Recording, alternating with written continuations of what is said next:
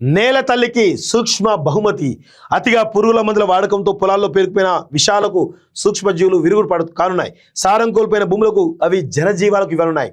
హైదరాబాద్లోని OU microbiology విభాగం ఆ దిశగా చేసినటువంటి పరిశోధనలు కొత్త ఆశలు చిగురిస్తున్నాయి అంటూ చూస్తున్నాం. సో ఎక్కడైతే మనం పంట పొలాలలో ఎరువులతోటి అతి పురుగుల మందులతోటి ఆ సారం అంతా కూడా కొంతమేర ఇబ్బంది పడే కనబడుతుంది. సో దాన్ని ఆ సారవంతమైన నేలలుగా మళ్ళీ తీసుకురావడానికి సూక్ష్మ జీవులకు సంబంధించినటువంటి ఒక ప్రయోగం జరుగుతుందట. సో దాని ఓయూలో జరుగుతుందట. ఓయూ మైక్రోబయాలజీ విభాగంలో ప్రొఫెసర్ సందీప్ బూర్గుల ఆధ్వర్యంలో విద్యార్థులు 3 ఏళ్ల నుంచి ఈ పరిశోధన చేస్తున్నారు. ముందుగా దేశ విదేశాల్లో జరుగుతున్నటువంటి పరిశోధనల వివరాలు సేకరించి వాటికి భిన్నంగా ప్రయోగాలు ప్రారంభించారు.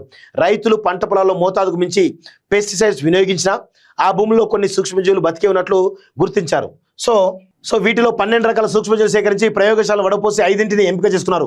వీటిని కృత్రిమంగా పెంచి పంట పొలాల్లో ప్రవేశపెడితే భూముల్లో విష ప్రభావాన్ని గణనీయంగా తగ్గించేందుకు వీలుంటుందని నిర్ధారణకు వచ్చారట. ఏం చేశారంటే ఇంక్యుబేటర్లో పెంచిన సూక్ష్మజీవులను విషతుల్యమైనటువంటి నేలలో పెడితే 75 నుంచి 90% వరకు క్రిమి సంహారక మందుల ఆవేశం తొలగించాయని రుజువు చేశారు. వీరి పరిశోధన పత్రాలను అంతర్జాతీయ journal Brazilian journal of microbiology ఇటీవల ప్రచురించింది. ఈ విధానంపై ప్రపంచవ్యాప్తంగా పరిశోధన సంస్థలు ప్రయోగాలు చేస్తున్న 90% వరకు క్రిమి సంహారక మందుల అవశేషాలను తొలగించడం మెరుగైన విధానమని ప్రొఫెసర్ సందీప్ బూర్గుల తెలిపారు.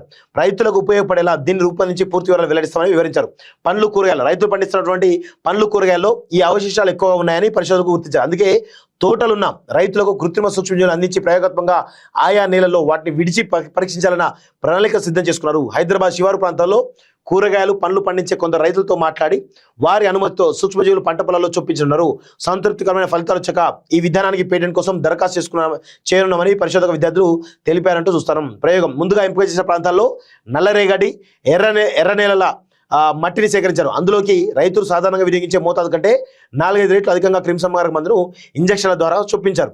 సహజసిద్ధమైన గాలి వెలుతురు లభించే చోట ఆ మట్టి నమూనాలను ఉంచి వాటిలోకి ఇంక్యుబేటర్లోకి ఉంచిన సూక్ష్మజీవులు పంపించారు. వారం రోజులకు ఒకసారి మట్టి నమూనాలు సూక్ష్మజీవులు పరిశీలించారు. ప్రతి 40 నిమిషాలకు సూక్ష్మజీవులు రెట్టింపు అవుతున్నాయని గుర్తించారు. 3 వారాల్లో మట్టి నమూనాల్లో క్రిమి సంహారక మందుల అవశేషాలు 75 నుంచి 90% తగ్గాయి. ఈ ఫలితాల ఆధారంగా మరింత మెరుగైన స్థితికి చేరుకునేందుకు మళ్ళీ ప్రయోగాలు చేశారు.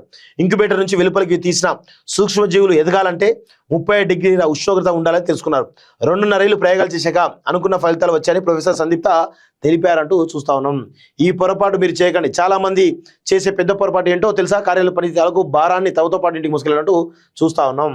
సో మొత్తానికైతే భూమి మనం ఎక్కువ పెస్టిసైడ్స్ వాడుతూ ఉంటాం. పురుగుల మందులు వాడి భూమి సారవంతమైన భూములన్నీ కూడా చెడిపోతూ ఉంటాయి. సో ఇప్పుడు ఆ సారవంత భూముల్లోకి వెళ్ళినటువంటి ఈ పెస్టిసైడ్స్ని సూక్ష్మజీవులను ద్వారా పంపించి దాన్ని మొత్తం కూడా ఆ సారవంతమైన భూములు చేయడానికి చాలా పెద్ద ఎత్తున ప్రయత్నాలు చేస్తున్నట్టు తెలుస్తుంది. నిజంగా అప్రిషియేట్ చేయాల్సిన అవసరం అయితే ఉంది మిత్రులారా.